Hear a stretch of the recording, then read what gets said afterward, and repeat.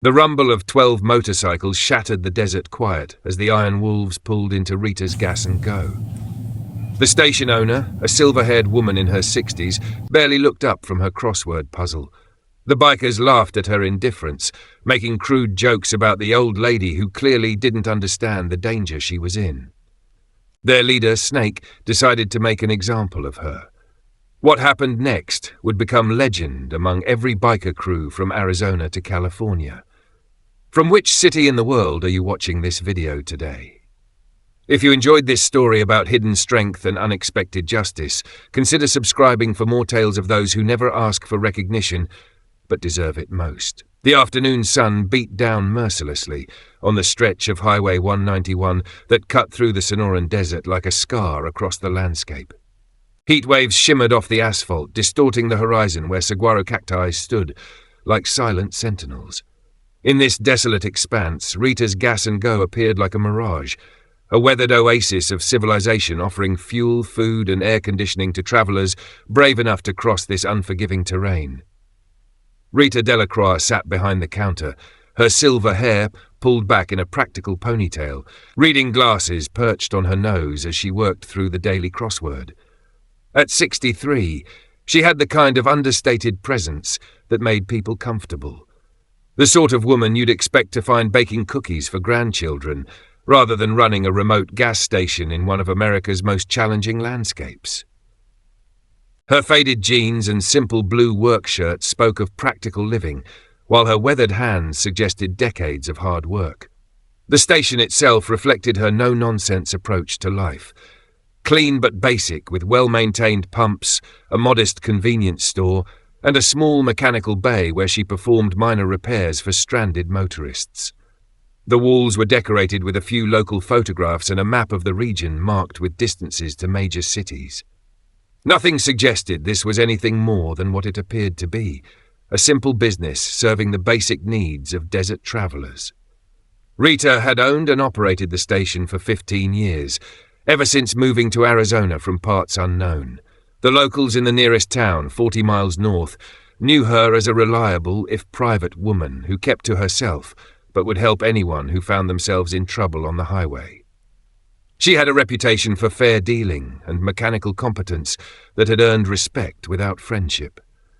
Most people assumed she was a widow living quietly on a pension, supplementing her income with the modest profits from gas sales and convenience store items. The rumble began as a distant vibration, barely perceptible above the hum of the air conditioning units. Rita's eyes flickered from her crossword to the horizon, where heat waves danced above the asphalt. She set down her pencil with deliberate care and straightened slightly in her chair, her posture shifting almost imperceptibly from relaxed to alert. To a casual observer, the change would have been invisible. But something in her bearing suggested a predator recognizing the approach of potential rivals. The sound grew steadily louder, resolving from an anonymous rumble into the distinctive throaty roar of multiple motorcycle engines. Rita's expression remained neutral, but her eyes had sharpened, taking on a focus that hadn't been there moments before. She removed her reading glasses and tucked them into her shirt pocket, then stood and moved to the window overlooking the highway. 12 motorcycles appeared through the heat haze, riding in a tight formation that spoke of discipline and experience. The lead bike was a massive Harley-Davidson, chrome gleaming despite the desert dust, its rider a large man whose leather vest displayed patches that even a civilian would recognize as markers of affiliation and rank. Behind him, 11 other riders maintained perfect spacing, their engines synchronized in a way that suggested this wasn't their first time riding together. Rita watched their approach with the calm attention of someone studying weather patterns. Her hands, which had been soft and grandmotherly moments before, now hung at her sides with a readiness that suggested familiarity with conflict. She noted the way the riders scanned the horizon, the positioning of their formation, the fact that 2 of them had unconsciously placed hands near their jackets where weapons might be concealed. The Iron Wolves Motorcycle Club had been terrorizing this stretch of highway for 3 months. Led by a man called Snake, they specialized in targeting isolated businesses, gas stations, truck stops, small diners. where they could intimidate owners and customers alike while taking whatever they pleased. Their method was simple but effective. Arrive in overwhelming numbers, establish dominance through threat and violence, then leave with cash, merchandise, and the satisfaction of having spread fear. Snake Torelli had earned his road name through a combination of cunning and cruelty that had elevated him to leadership of the Iron Wolves. At 38, he stood 6'4" and weighed 250 pounds, most of it muscle earned through years of manual labour and prison workouts. His arms were covered in tattoos that told the story of his criminal career, prison time, gang affiliations, and acts of violence commemorated in ink. The Iron Wolf's head tattooed on his neck marked him as the pack leader, a position he had won through a combination of strategic thinking and ruthless elimination of rivals. Behind him rode his lieutenants. Razor, a thin man with dead eyes who handled the club's drug operations. Brick, a former bouncer whose specialty was intimidation through overwhelming physical presence.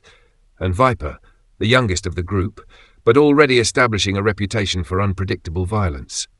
The remaining 8 members were a mix of career criminals, social outcasts, and thrill-seekers united by their allegiance to the Iron Wolves and their willingness to follow Snake's increasingly ambitious plans. Today's target had been chosen carefully.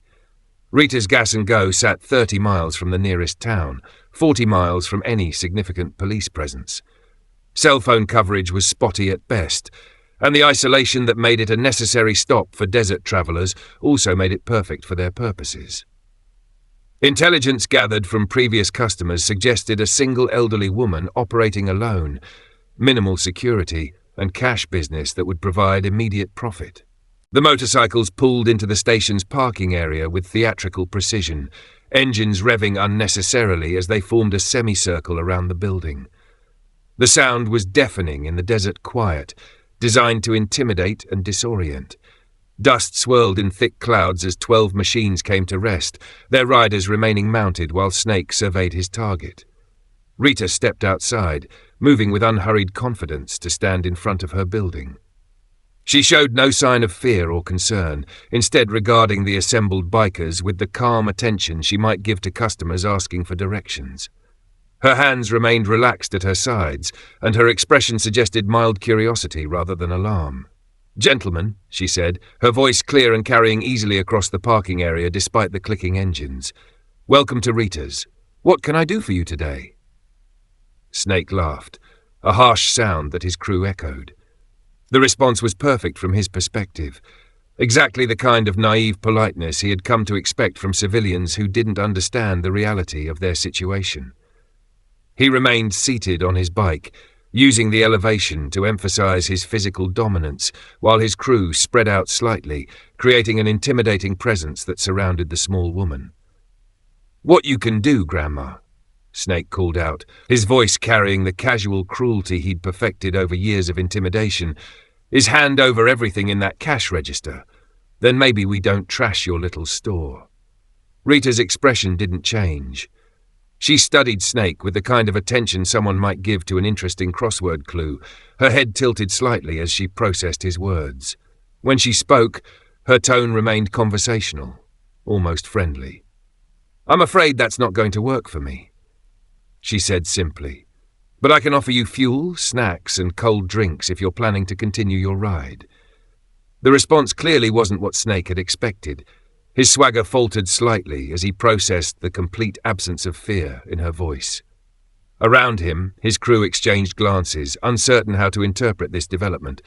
In their experience, civilians either complied immediately or showed obvious terror. This calm refusal was outside their normal parameters. Brick, the enforcer, revved his engine aggressively. "I don't think you understand the situation here, lady. We're the Iron Wolves. Maybe you heard of us?" Rita shook her head politely. "Can't say that I have. Are you a touring group?"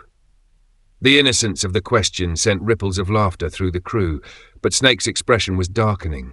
He climbed off his bike with deliberate slowness, using his full height and bulk to cast a shadow over the much smaller woman. His leather vest hung open, revealing both his muscular torso and the handle of a knife tucked into his belt. Touring group, he repeated, his voice taking on an edge that had preceded violence in dozens of previous encounters. Lady, we're not tourists, we're predators, and you're prey. Rita nodded thoughtfully, as if considering this information. I see. And this is how you make your living? Threatening small business owners? The question was asked with genuine curiosity, without judgment or condescension. Somehow, this made it more insulting than open defiance would have been. Snake felt heat rising in his chest, the familiar anger that had gotten him into trouble throughout his life, but had also established his reputation for unpredictable violence. Yeah, that's right, he said, stepping closer until he loomed directly over her. And right now, you're about to become very familiar with how we operate. Rita looked up at him without backing away, her grey eyes meeting his directly. At 5'6", she was dwarfed by his massive frame, but something in her posture suggested she wasn't intimidated by the size difference. If anything, she seemed to be evaluating him, taking his measure in a way that made Snake vaguely uncomfortable. Before we go any further, she said quietly, I should probably mention that I don't have much patience for bullies. Snake's hand moved instinctively toward his knife. Is that a threat, Grandma? It's a statement of fact, Rita replied. Just like this is a statement of fact, you boys need to mount up and ride away, right now, before someone gets hurt. The parking lot fell silent except for the ticking of cooling engines. Snake's crew watched the exchange with growing disbelief. In 3 months of operations, they had never encountered resistance this calm and confident. Most of their victims either cowered or blustered, but this woman seemed genuinely unconcerned by the overwhelming odds she faced. Razor spoke up from his position near the building's corner. Snake, maybe we should just take what we came for and go. This feels weird. Snake whirled on his lieutenant, fury flashing in his eyes. Weird? You think I'm going to let some old lady disrespect us? In front of the whole crew? He turned back to Rita, his hand now resting openly on his knife handle. Last chance, Grandma. Hand over the cash, or things get unpleasant real fast. Rita studied him for another moment, then sighed softly. I really hoped it wouldn't come to this. She turned and walked toward the building, her movements unhurried and casual. Snake interpreted this as surrender, smiling triumphantly at his crew as vindication of his authority. The old woman had finally understood the reality of her situation and was going to comply. He gestured for Brick and Viper to follow her, intending to oversee the emptying of the cash register while enjoying her humiliation. Rita entered the store, moving past the counter toward the rear of the building. Snake and his enforcers followed, their boots loud on the linoleum floor as they arranged themselves in positions that would prevent any escape attempt.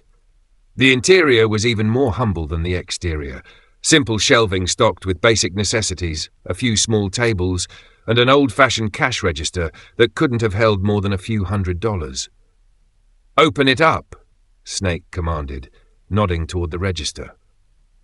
Rita continued past the counter without acknowledging the order.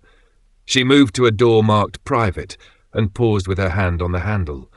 For the first time since the bikers had arrived, she smiled, and there was something in that expression that made Snake suddenly uneasy. Gentlemen, she said, I tried to warn you. She opened the door. The room beyond was not what any of them had expected. Instead of storage space or living quarters, they found themselves looking into what could only be described as a shrine to motorcycle culture. The walls were covered with photographs, patches, and memorabilia spanning 4 decades. Vintage leather jackets hung on display, their patches telling stories of clubs, rallies, and achievements. In the center of the room, perfectly maintained and gleaming under track lighting, sat a 1978 Harley-Davidson FLH Electroglide. But it wasn't just any motorcycle. This was a machine that spoke of serious riding, of miles covered and challenges overcome. The paint was immaculate but showed the subtle signs of restoration by someone who understood every component. The chrome gleamed, the leather seat was worn smooth by thousands of miles, and the engine modifications visible even to casual observers suggested performance capabilities far beyond factory specifications. Snake's eyes moved from the motorcycle to the walls, taking in details that transformed his understanding of the situation. Photos showed a younger version of Rita astride various motorcycles, but these weren't casual snapshots. They were images of someone competing in professional events, leading group rides, and standing with individuals whose faces Snake recognized from motorcycle magazines and club histories. One photograph in particular made his breath catch. It showed a woman in her 30s, unmistakably Rita despite the decades, standing beside a Harley-Davidson similar to the one in the room. She wore the colours of a club Snake had heard whispered about in biker circles, but had assumed was legend, the Iron Roses, the most feared all-female motorcycle club in the history of the American Southwest. But it was the patch visible on her jacket that made Snake's knees weak. President was embroidered above the Iron Roses logo, marking this woman as the leader of a club that had dominated the desert motorcycle scene for over a decade, before mysteriously disappearing 15 years ago. "Holy shit," Brick whispered, his usual bravado completely evaporated. "You're Rita Steel Rose Delacroix." Rita smiled, the expression transforming her entire appearance. The gentle, grandmotherly demeanour had vanished, replaced by something harder and infinitely more dangerous. This was the woman who had built the Iron Roses from nothing, who had outfought, outraced, and outmaneuvered every male club that had tried to challenge her authority. This was the rider whose mechanical innovations had influenced custom motorcycle design for a generation, whose strategic mind had made the Iron Roses the most successful independent club in the Southwest. "I haven't used that name in 15 years, she said, moving to a cabinet and withdrawing a leather jacket that bore the unmistakable colours of the Iron Roses. "But I suppose some introductions are overdue." The jacket fit her perfectly, transforming her from retired gas station owner to something else entirely. The patches told a story of achievements and battles won, of respect earned through competence and courage. The presidential patch was worn but dignified, evidence of leadership that had been tested and proved worthy. Snake found himself backing toward the door, his earlier confidence completely evaporated. Every biker on the West Coast knew the stories of the Iron Roses, even if most assumed they were exaggerated.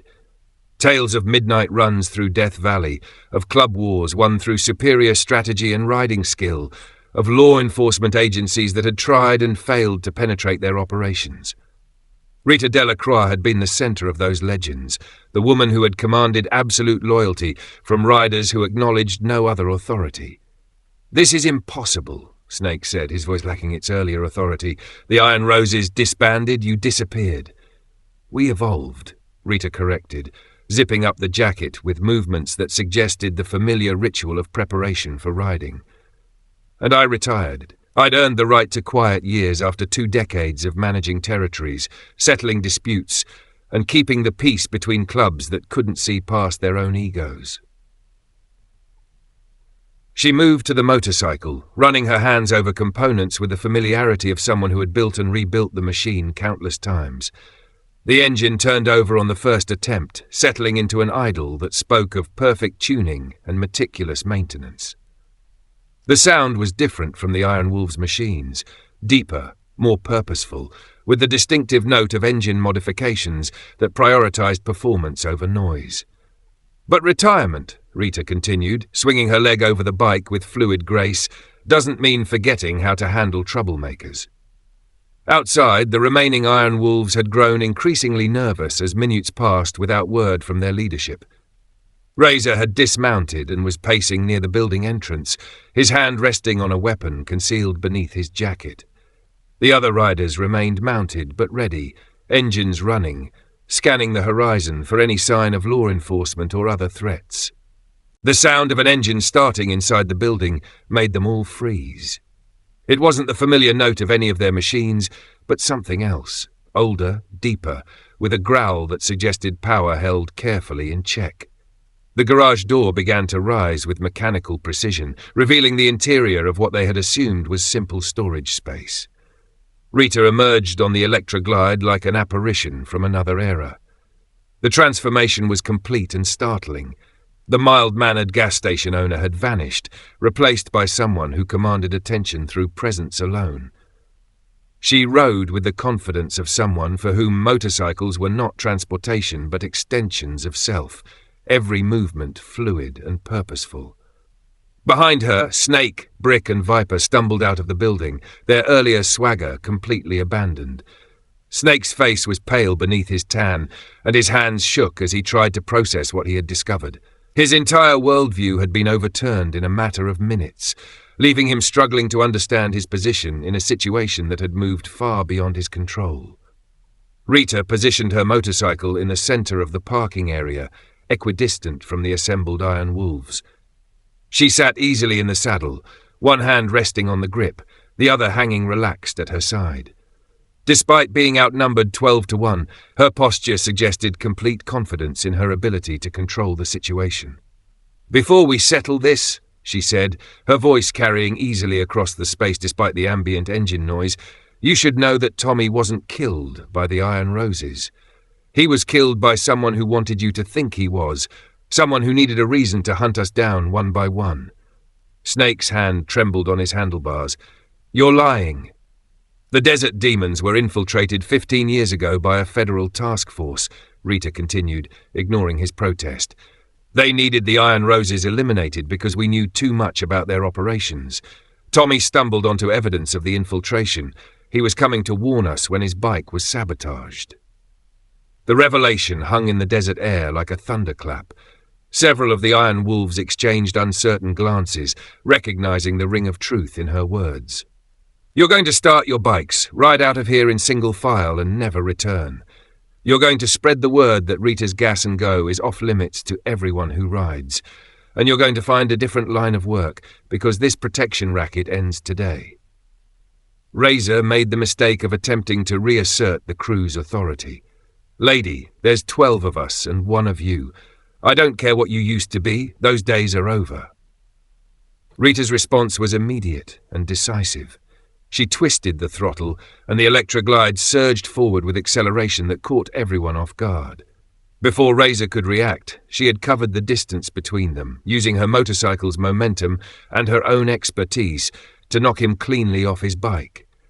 He hit the asphalt hard, his weapon spinning away across the parking lot, while his motorcycle crashed over with a sound of breaking plastic and scraping metal.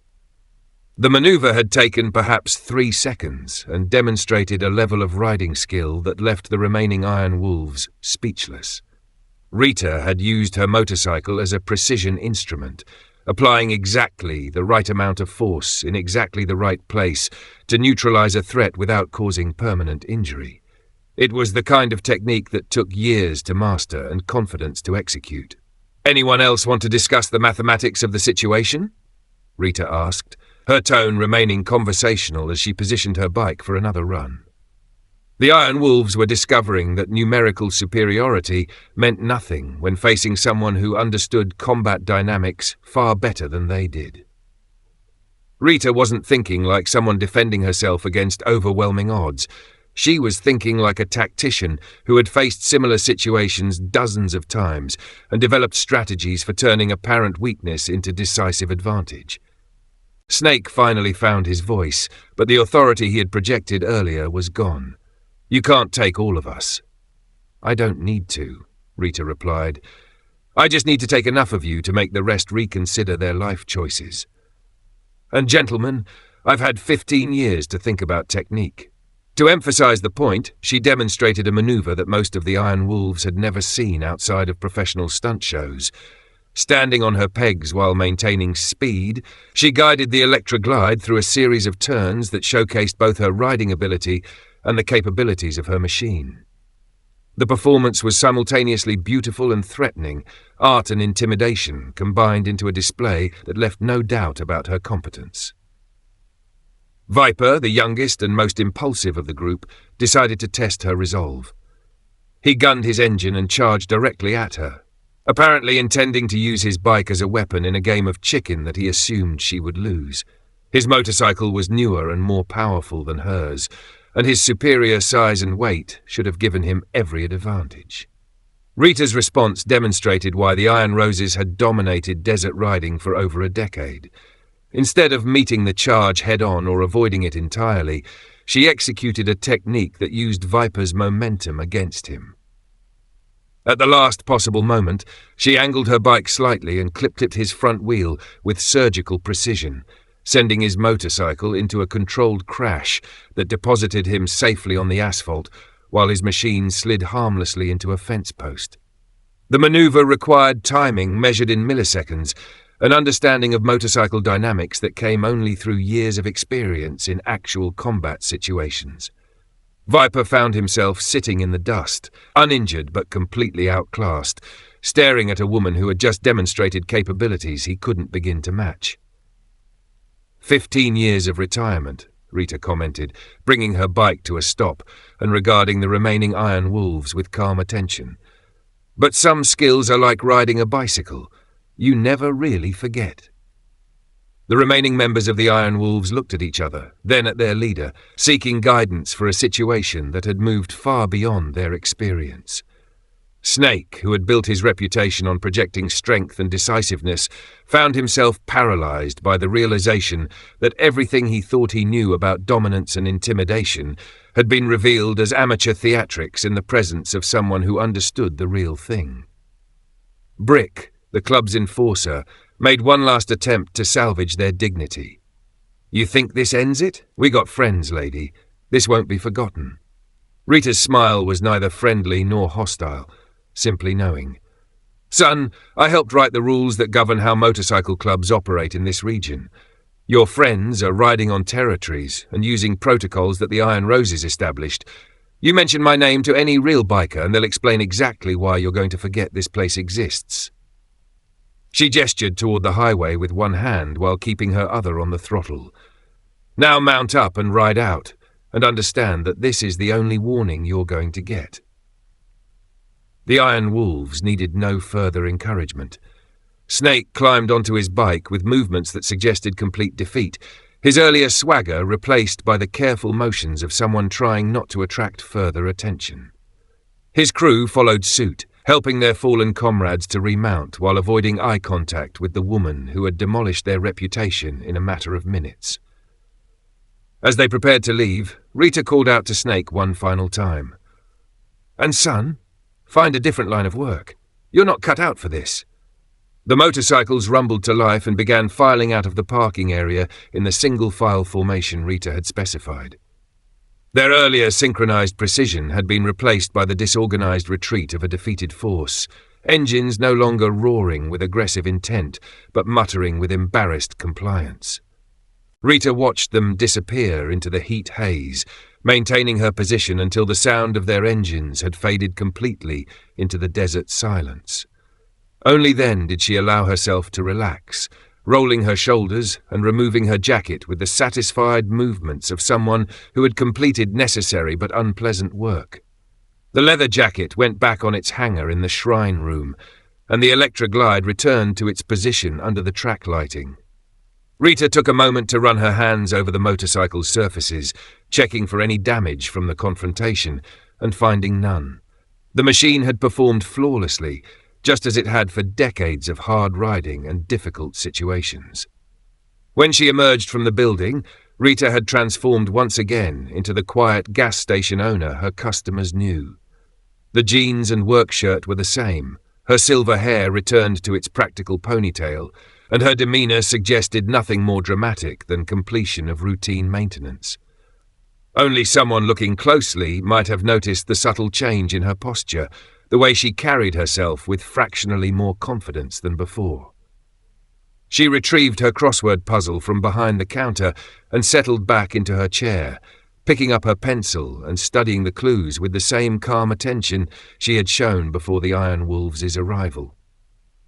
To any casual observer, nothing had changed except for some tire marks in the parking lot and a few drops of oil where motorcycles had been parked.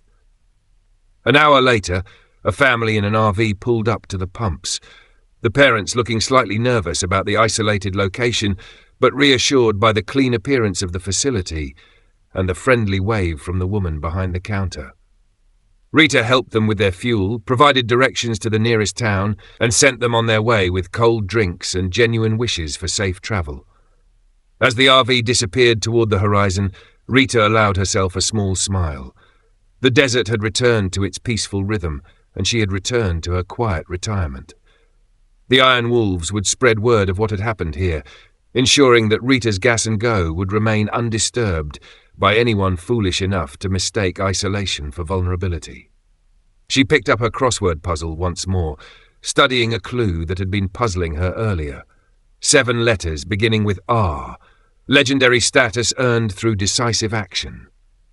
Rita wrote respect in the appropriate squares and moved on to the next clue.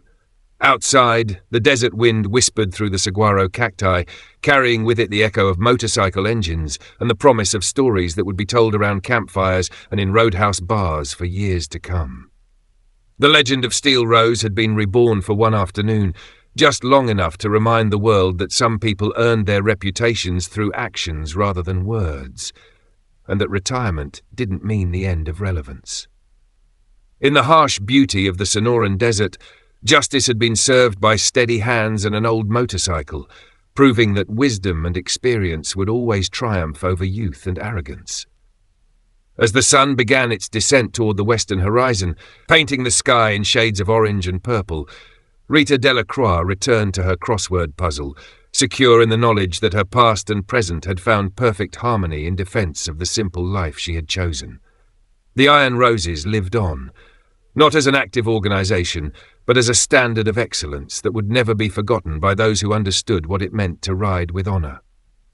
The desert kept its secrets, but sometimes, just sometimes, those secrets revealed themselves to remind the world that legends never truly die. They simply wait for the right moment to ride again. If this story moved you, please hit that subscribe button and ring the notification bell. Stories like Rita's happen more often than you might think.